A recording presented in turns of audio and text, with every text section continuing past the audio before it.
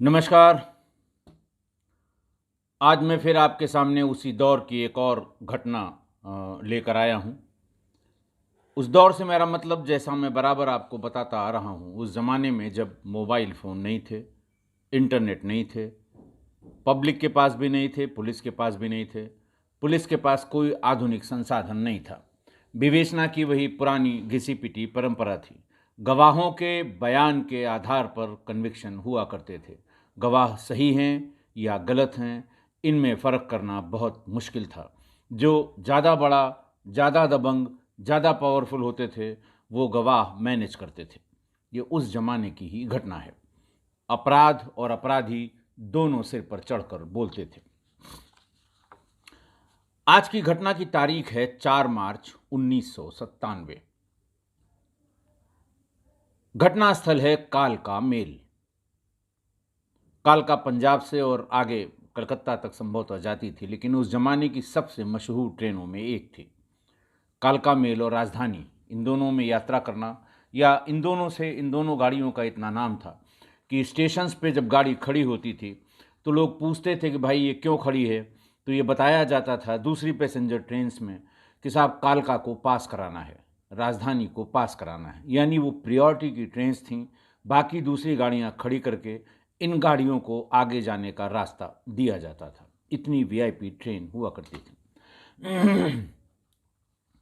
आज तो तमाम और वीआईपी ट्रेन्स, शताब्दी, तेजस और जाने कौन कौन सी चल पड़ी हैं, लेकिन उस ज़माने की ये बहुत मशहूर और वीआईपी ट्रेन्स हुआ करती थी। ये गाड़ी कालका से आ रही थी, आगे पटना की तरफ जा रही थी। मुगल सराय रेलवे स्टेशन जैसे ही इसने क्रॉस किया, अब तो उसका नाम बदल गया, उस ज़माने में ये मुगल सराय रेलवे स्टेशन ही हुआ करता था। मुगल सराय जंक्शन के नाम से जानते थे। वहाँ से जैसे ही ये गाड़ी खुली, जिसको कहते हैं लोकल लैंग्वेज में, यानी चली, उसी समय दौड़कर उसमें 5-6 लोग या करीब 7 लोग AC2 के रिजर्व्ड कंपार्टमेंट में चढ़ गए। AC2 का रिजर्व कंपार्टमेंट था, उसमें चढ़ गए। ये सभी के सभी ट्रेन डकैत थे। एक डकैत एक तरफ के वो ट्रांसपेरेंट वाले बंद होने वाले दरवाजे के पास भीतर आकर खड़ा हो गया, और दूसरा दूसरे दरवाजे के पास भीतर आकर खड़ा हो गया। चारों दरवाजे उन लोगों ने लॉक कर दिए कि बाहर से कोई खोल न सके, भीतर से कोई भाग न सके। आप AC2 टायर का आपको अंदाज होगा, एक एक उसका जो पोर्शन होता है, केबिन कहते हैं, पर्दे, जब अब तो पर्दे नहीं लगते, उस ज़माने में पर्दे लगे रहते थे। 4 एक तरफ अपर लोअर और 2 साइड की, यानी 6 बर्थ का एक सेक्शन होता था, और कुल 48 सीटें हुआ करती थीं एक डिब्बे में AC2 के। अब भी उतनी ही सीटें या उतनी बर्थ हुआ करती हैं। रात का वक्त था, ये चढ़ गए, और एक एक के हिस्से में 2 तो खड़े हो गए ट्रांसपेरेंट वाले दरवाजे पर, जो जिसको आदमी खोलता है वो अपने आप बंद हो जाते हैं, चूँकि AC कंपार्टमेंट है।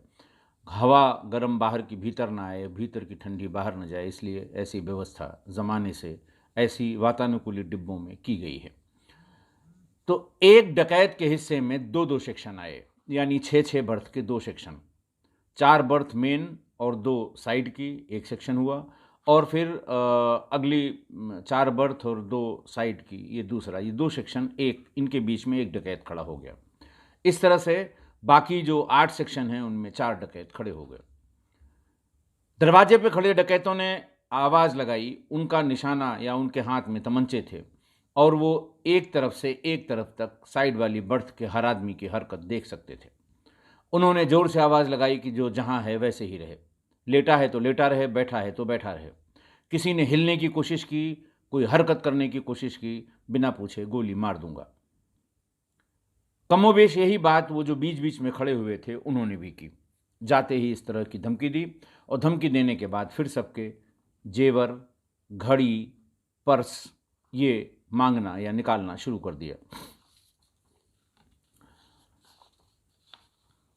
चेन जिसकी देख ली उसको तोड़ लिया, या अगर एक का तोड़ रहे हैं, दूसरे को पता लगा कि ये चोट पहुंचा सकता है, तो उसने खोल के उसे दे दी।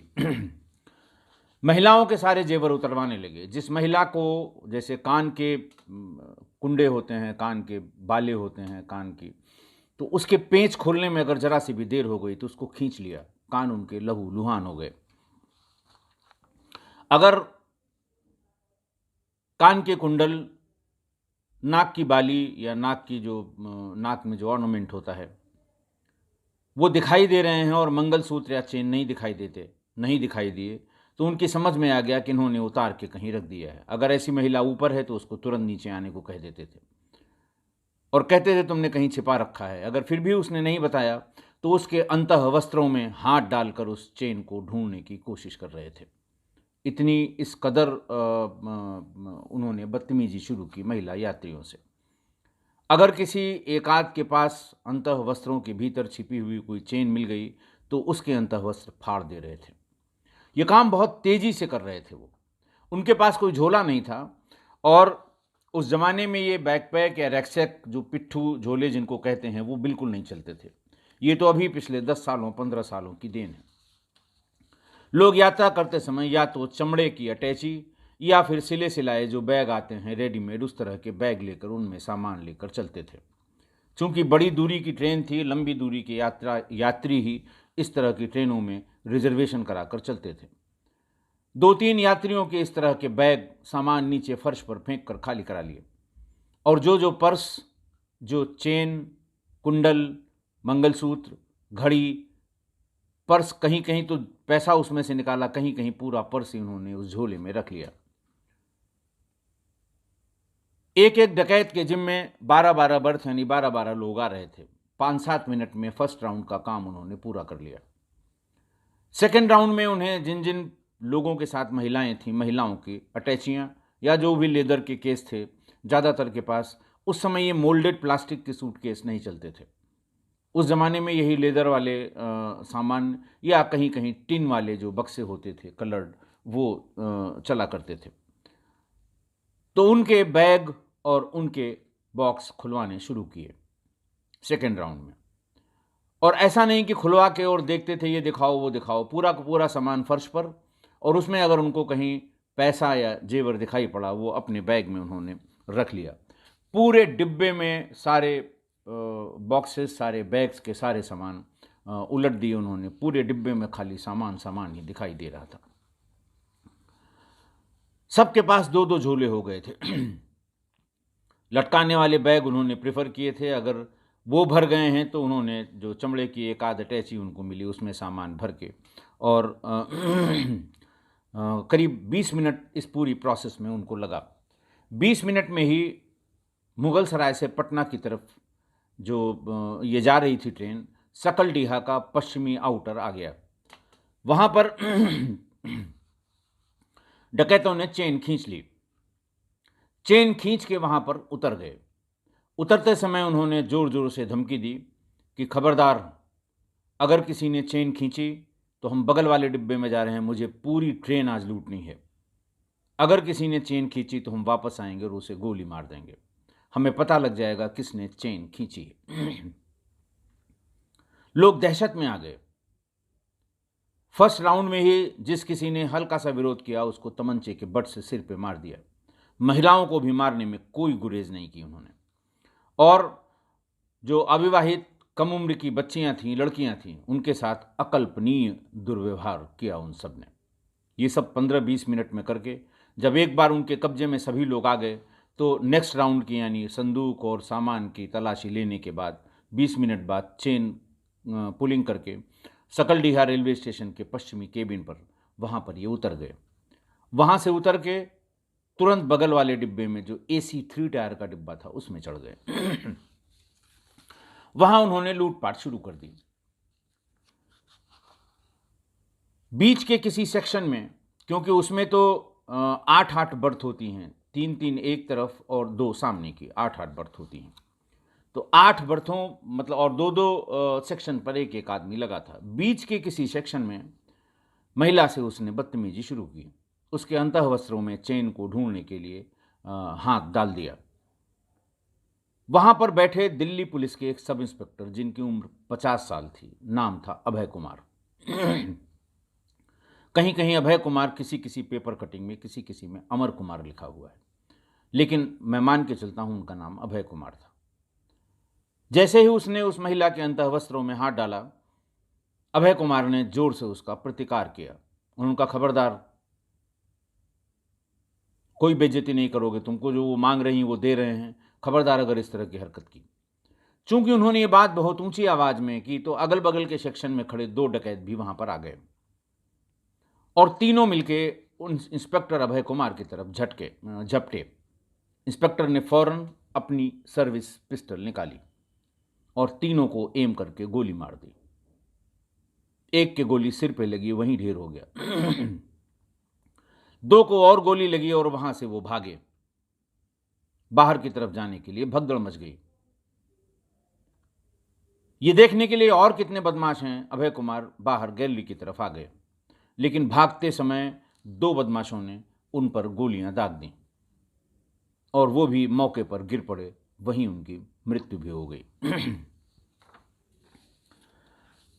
जब कालका मेल बक्सर रेलवे स्टेशन पर पहुंची, यानी नेक्स्ट रेलवे स्टेशन पर, तो वहां प्लेटफॉर्म पर पहले से ही काफी भीड़ भाड़ थी। भीड़ देख के भीतर के यात्रियों में हिम्मत पड़ी और इन दोनों डिब्बों की AC सेकंड और AC थर्ड के रिजर्व कंपार्टमेंट्स के यात्री प्लेटफॉर्म पर कूद पड़े, रोने लगे, चिल्लाने लगे कि साहब डकैती पड़ गई, मार डाला, मार डाला। AC2 कंपार्टमेंट के लोगों को यह बहुत आइडिया नहीं था कि मरने वाला पुलिस इंस्पेक्टर है। भीड़ जो प्लेटफॉर्म पे ट्रेन का इंतजार कर रही थी वो भी घबरा गई। थोड़ी देर में JRP के 1-2 सिपाही आए। भीतर जाकर देखा ट्रेन में 2 लाशें पड़ी थी। फौरन उन्होंने वायरलेस से जिला पुलिस को खबर की और आधे घंटे में जिला पुलिस भी आ गई। पूरे प्लेटफॉर्म को कॉर्डन ऑफ कर दिया गया। भीतर जाकर देखा गया, 2 लाशें मौजूद। एक के पास सर्विस पिस्टल उनके हाथ में थी और दूसरे के पास तमंचे थे। दोनों डेड बॉडीज को केबिन से बाहर निकाला गया, ट्रेन के डिब्बे से बाहर निकाला गया। उसका पंचायतनामा किया गया और पोस्टमार्टम के लिए वो डेड बॉडीज भेज दी गई। करीब 2 घंटे तक ट्रेन को डिटेन किया गया। तब तक सीनियर ऑफिसर्स, बक्सर के SP और बाकी लोग भी आ गए थे। गंभीर घटना थी। AC2 और AC3 कंपार्टमेंट में बैठे लोग, उन्होंने भी बाहर जाकर, जो रेलवे स्टेशन पर उस समय PCO की भरमार हुआ करती थी क्योंकि वही साधन था, उन लोगों ने अपने अपने लोगों को फ़ोन किया। ज़रूर उनमें कोई न कोई VIP रहा होगा क्योंकि अचानक से पुलिस की गतिविधि हड़कंप जैसी हो गई और बहुत ढेर सारे पुलिस वाले स्टेशन पर आ गए। एक एक आदमी से पूछताछ, हुलिया, इस तरह की बातें उन लोगों ने की और लोगों ने बताया कि साहब उन्होंने 3-4 गोलियां चलाई थीं जिनकी मृत्यु हुई है और उनमें से एक तो मौके पे ही मर गया, लेकिन गोलियां और बदमाशों को लगी हैं। गोली मार दी ये कह के वो भागे थे वहाँ से और ऐसा लगता है उनमें से एक तो चलती हुई गाड़ी में से कूद भी गया था। सारी बातें नोट करके फिर उसको बक्सर से आगे पटना के लिए रवाना किया गया। अगले दिन ही दूसरी बॉडी भी मिल गई। दूसरी बॉडी सकलडीहा रेलवे स्टेशन से करीब 25 मीटर की दूरी पर, सकलडीहा रेलवे स्टेशन की पश्चिमी केबिन के रेलवे पटरी से 25 मीटर की दूरी पर मिल गई। उसके पास 12-13 चेन, 2600 रुपये नगद, 2 देशी कट्टे, 2 प्रयोग किए हुए कारतूस और 10 कारतूस बरामद हुए। उसके पास तमाम और सामान, कागज पत्र भी बरामद हुआ। डायरियां बरामद हुई।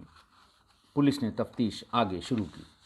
अभी न तो ट्रेन के भीतर वाले बदमाश की पहचान हो पाई थी, न बाहर वाले जो सकलडीहा पश्चिमी आउटर के पास मिला था उसकी पहचान हो पाई थी।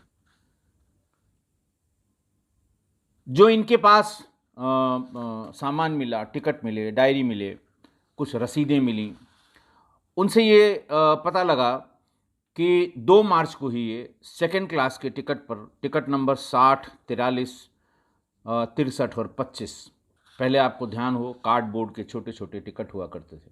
एक खट खट वाली मशीन हुआ करती थी टिकट के काउंटर पर।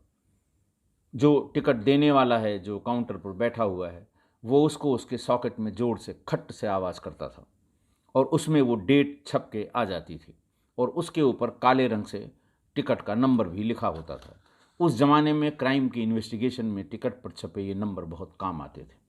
कहाँ से चला है, किस विंडो पर इसने टिकट लिया, ये सारी बातें रेलवे से पता लग जाती थी। थोड़ा समय तो लगता था लेकिन पता लग जाती थी।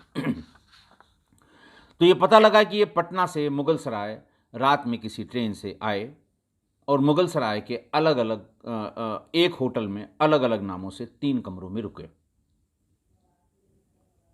अगले दिन कोई उसमें सुबह 8 बजे, कोई 10 बजे वहाँ से निकल गया।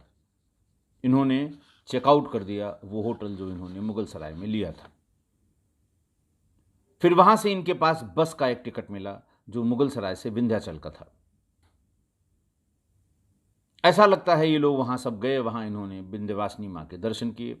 दर्शन करने के बाद उसमें कुछ चुनरी और नारियल इन सब के भी पैसे का हिसाब एक डायरी में लिखा था। तो इसी से अंदाज़ लगाया गया कि वहाँ ये लोग फिर दर्शन करके वहाँ से लौटे। और फिर इन्होंने ये पूरी प्लानिंग की। प्लानिंग करने के बाद टिकट लेकर फिर ये मुगल सराय रेलवे स्टेशन से चढ़े। मृतक डकैत के पास दूसरे दर्जे का यानी सेकंड क्लास का टिकट नंबर 969443 मुगल सराय से पटना तक मिल गया था। चढ़ने के बाद ये पूरी वारदात की।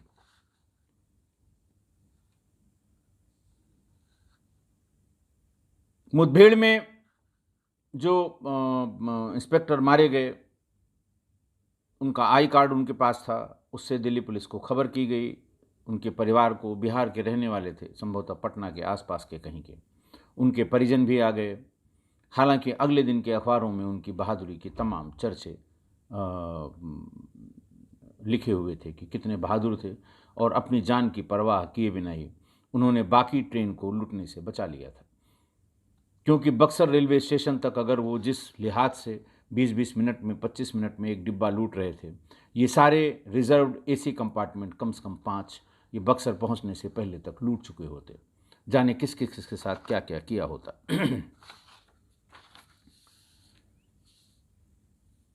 अब आज की घटना, क्योंकि इन्वेस्टिगेशन शुरू हुआ, इन्वेस्टिगेशन में फिर ये पता लगा कि ये बहुत बड़ा रजिस्टर्ड गैंग है।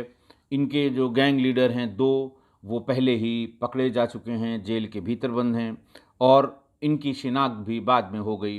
राजेश कुमार उर्फ गुड्डू और अभय कुमार सिंह, इन 2 डकैतों के नाम थे। ये लिस्टेड गिरोह था ट्रेन डकैतों का और इनके जो बॉस थे, इनके जो गैंग लीडर थे, इस गिरोह का जो सरगना था, वो वर्तमान समय में उस दिन, जिस दिन की घटना है, उस दिन वो जेल में बंद था। आज की घटना विभत्स, डेयरिंग और उस समय की, उस कालखंड की, उस टाइम पीरियड के अपराध की जो स्थिति थी उसको बताने के लिए पर्याप्त है। कालका मेल का वातानुकूलित डिब्बा, AC 2 और AC 3 श्रेणी वाला। उस जमाने के हिसाब से इन डिब्बों की यात्रा सबसे महंगी यात्रा मानी जाती थी। अपर मिडिल क्लास या उच्च वर्ग का आदमी ही इससे यात्रा कर सकता था या करता था, क्योंकि वही लोग इसको अफोर्ड कर पाते थे। उस समय जो परचेजिंग पावर थी पब्लिक की, चाहे वो किसान हो, चाहे मिडिल क्लास या लोअर मिडिल क्लास का आदमी हो, सामान्य व्यक्ति हो या मजदूर हो, वो जनरल डिब्बे में और थोड़ा सा जो ऊपर है वो जनरल के रिजर्व कंपार्टमेंट में ही जा पाता था अगर लंबी दूरी उसको जानी है। सामान्य के जो रिजर्व कंपार्टमेंट 3 टायर के होते हैं उसी में लोग जा पाते थे। और ये जो है ये अलग क्लास के लोग इसमें यात्रा करते थे।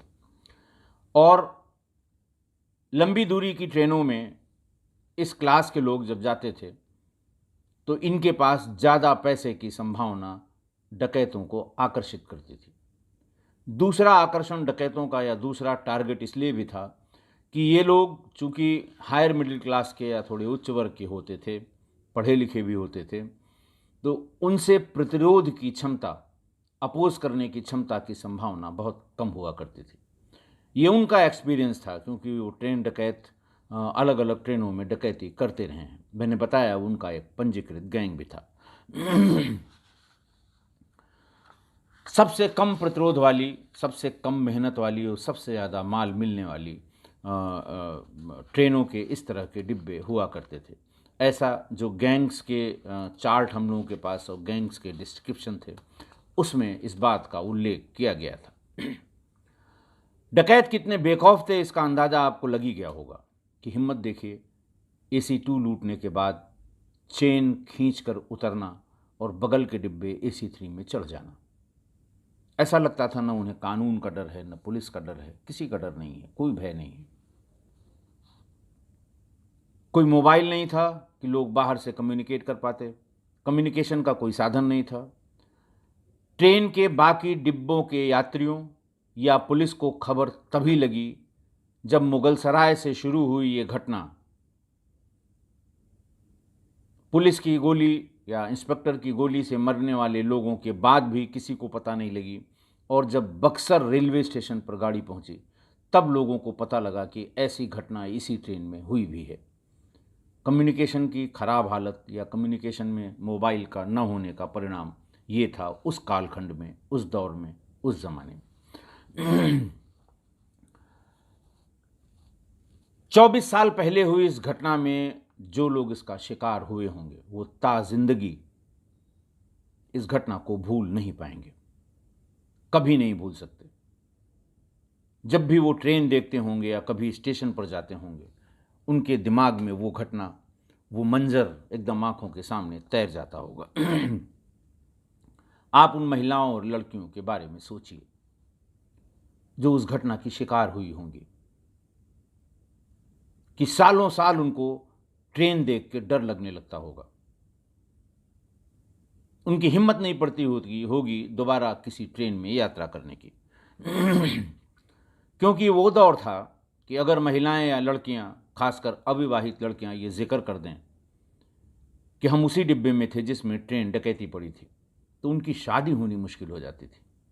लोग ये मान के चलते हैं कि डकैतों ने ज़रूर इसके साथ कुछ किया होगा।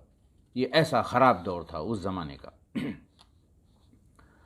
और ऐसा भी नहीं था कि ये एकमात्र घटना थी। उस दौर में हर 4-6 महीने पे कोई न कोई बड़ी ट्रेन डकैती हुआ करती थी। कल की जो घटना मैंने बताई थी उन्नाव की, जिसमें भांजे ने अपनी मामी सहित 5 महिलाओं की हत्या कर दी पैसे के लिए, उसके कमेंट बॉक्स में एक अजीब सा प्रश्न मुझे पढ़ने को मिला।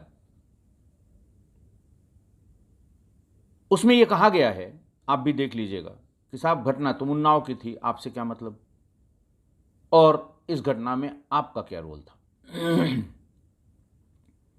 जिन्होंने भी वो ये कमेंट किया है, मैं बहुत आदरपूर्वक उनसे कहता हूँ कि उस ज़माने में चूंकि कम्युनिकेशन नहीं था तो घटना सब इंटर रिलेटेड होती थी।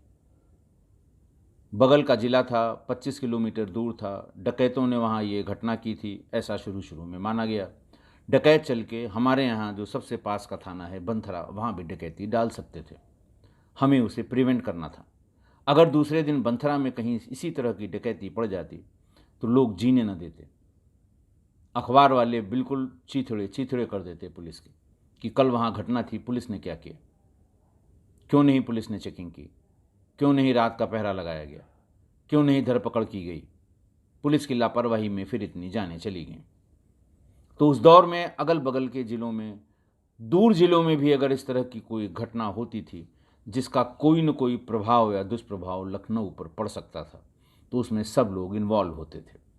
जैसे आज जो मैंने घटना का जिक्र किया है ट्रेन डकैती का। डकैती का पता जैसे ही बक्सर में लगा, बक्सर से जीआरपी उत्तर प्रदेश की गवर्नमेंट रेलवे पुलिस को वायरलेस से सूचना दी गई, सब जगह अलर्ट हो गया, लखनऊ में भी अलर्ट हुआ। और जब दूसरे दिन ये पता लगा कि डकैतों के पंजीकृत, रेल डकैती के पंजीकृत गिरोह के सदस्य थे, तो फौरन जीआरपी के जो एसपी हुआ करते थे लखनऊ के, उन्होंने डिस्ट्रिक्ट पुलिस को या उनके रेलवे स्टेशन जो उनके प्रभाव क्षेत्र में पड़ते थे, सभी ज़िलों के एसपीज़ को वो लिस्ट भेजी कि ये पंजीकृत गिरोह है और इसके इतने सदस्य आपके ज़िले के रहने वाले हैं, इतने सदस्य आपके ज़िले के रहने वाले हैं। हम लोगों को फ़ौरन उसी दिन कम्युनिकेट किया गया कि इनके यहाँ सबके यहाँ रेड्स ऑर्गेनाइज़ करिए, इनको पकड़ कर ले आइए, इनकी वर्तमान स्थिति देखिए और ये देखिए कि ये इस समय क्या कर रहे हैं, इनको प्रिवेंटिव सेक्शंस में बंद करिए ताकि जल्दी कोई घटना आसपास न हो जाए, क्योंकि अगर घटना रिपीट होगी तो सवाल खड़े होंगे, पुलिस की कार्यप्रणाली, पुलिस के लापरवाही, तमाम सवाल खड़े होंगे। तो कहने को आप ये भी कह सकते हैं कि साहब ये घटना तो मुगलसराय की थी, आपसे क्या लेना देना। मैंने आपको बताया था कि उस समय इस तरह की जो घटना होती थी, उस समय कोई डाटा बैंक नहीं था किसी के पास। या तो हम डायरी में उस घटना को लिखें या पेपर कटिंग रखें, इसके सिवा तीसरा कोई साधन नहीं था कि अगर हमारे यहाँ घटना हो जाए तो हम कैसे पता करें कि पुरानी घटना का मोडस ऑपरेंडी क्या था, पुरानी घटना में जो डकैत आए थे उनका हुलिया यात्रियों ने क्या बताया था, उनमें से कोई पकड़ा गया कि नहीं पकड़ा गया, उस घटना में कितने लोग थे। सिर्फ यही ज़रिया था और इस घटना की भी पेपर कटिंग मेरे पास सुरक्षित है। मैं आज फिर उसको कम्युनिटी में डाल दूंगा, क्योंकि इसी घटना के बाद कई महीने बाद लखनऊ में भी एक बड़ी ट्रेन डकैती हुई।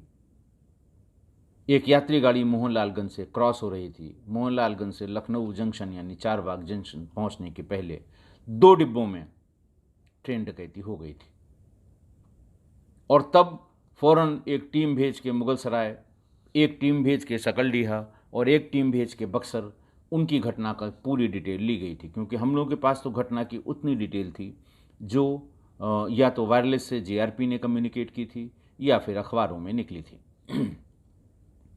तो ये आप ज़रूर अपने दिमाग में क्लियर रखें कि उस ज़माना ही ऐसा था। आज देखिए आपकी कोई घटना है, आपने किसी भी न्यूज़पेपर में एडिशन में उसको देख लिया, उसको प्रिजर्व करके फ़ोल्डर बना के मोबाइल में रख लिया, फ़ोटो निकली उसको निकाल के रख लिया। हज़ार लोग पुलिस वाले सिपाही भी रख लेते हैं और हमारे बहुत वरिष्ठ अधिकारी भी उसे रख लेते हैं। अगली घटना होते ही उसको देख के फिर फ़ौरन ये बताया जाता है कि भाई ज़रा जाके देखो, ये इतनी तारीख को यहाँ ये घटना हुई थी। इवन मध्य प्रदेश में और आसपास के राज्यों में जो घटना हुई थी उसको हम एक जगह उसके सॉफ्ट डाटा को रखते हैं और सभी रखते हैं, जो भी प्रोफेशनल पुलिस ऑफिसर है वो रखता है, ताकि आगे कोई इस तरह की घटना हो तो इससे कोई हमको सहायता मिल सके, कुछ सहूलियत हो सके।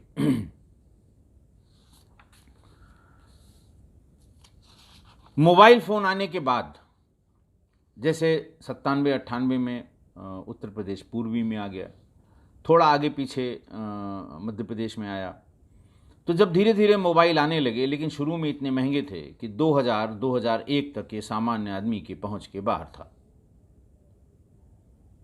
फिर एक स्लोगन आया, कर लो दुनिया मुट्ठी में, रिलायंस का, और उनके वो सस्ते सेट और फ्री की कॉल आ गई और अचानक 2003, 4 और 5 में सामान्य आदमियों में सबके हाथ में मोबाइल फ़ोन आ गया। तो 2005 से और 2010 के बीच में ये ट्रांजिशन पीरियड था। उस ज़माने में जो ट्रेन डकैतियाँ हुई, किसी ने भी, किसी एक व्यक्ति ने, 2 व्यक्ति ने ट्रेन के भीतर से ही कम्युनिकेट कर दिया पुलिस को कि साहब डकैती पड़ रही है। आगे कहीं न कहीं पुलिस ने घेराबंदी की और ट्रेन डकैतों से मुठभेड़ें हुई। 2005 से 2010 के बीच में पूरे देश में ट्रेन डकैतों से मुठभेड़ हुई और बहुत बड़ी संख्या में ट्रेन डकैत मारे गए।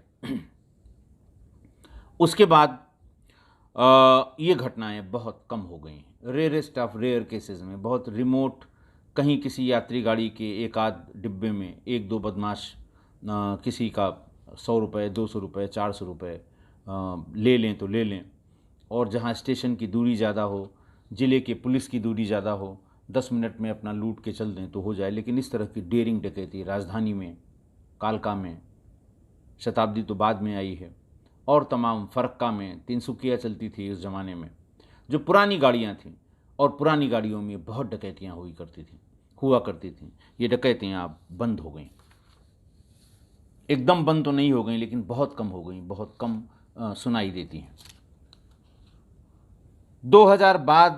सन 2000 के बाद की पैदाइश की जनरेशन खुश नसीब है।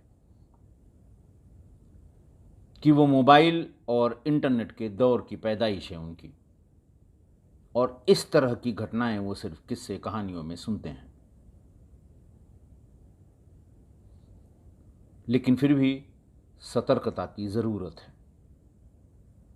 अपने फादर, ग्रैंडफादर, ग्रेट ग्रैंडफादर जो भी होंगे इस समय, उस ज़माने की जिन्होंने क्राइम देखा होगा, देखिए ये जो ट्रेडिशनल क्राइम था, जैसे ट्रेन डकैती,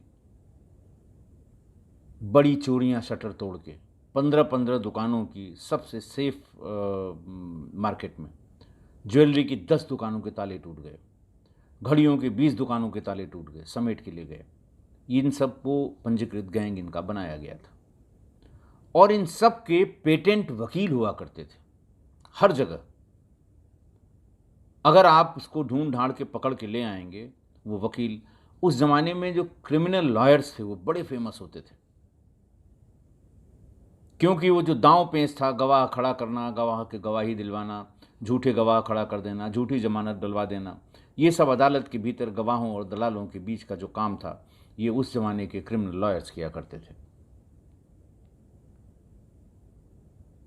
अब उनका उतना प्रभाव नहीं रह गया है, उसकी जगह अब कंपनी लॉ ने ले ली है। कंपनी लॉ के जो एक्सपर्ट्स हैं, सिविल के जो एक्सपर्ट्स हैं, और जो सर्विस मैटर के एक्सपर्ट्स हैं, ये ज़्यादा बड़े वकील हुए हैं। लेकिन उस ज़माने में सिर्फ और सिर्फ वकील वही माना जाता था जो क्रिमिनल प्रैक्टिस करता था, क्रिमिनल लॉ का, जो क्राइम के केसेस डील करता था कोर्ट में, वो सबसे बड़ा वकील माना जाता था। और हर तरह के गिरोह के सेट पेटेंट लॉयर्स हुआ करते थे, वो आज भी हैं। लेकिन अब थोड़ा चूंकि इस तरह के क्राइम कम हो गए, क्राइम लगभग इस तरह के बंद हो गए, तो अब वो लोग भी उतना इफेक्टिव या उतने नामी गिरामी नहीं रह गए। कुछ भी हो, समय कितना भी बदल गया हो, क्राइम इस तरह का कितना भी कम हो गया हो, लेकिन हमें आपको सतर्क जरूर रहना है। मुझे उम्मीद है आप मेरी इस बात से सहमत होंगे। आज के लिए बस इतना ही। बहुत बहुत धन्यवाद।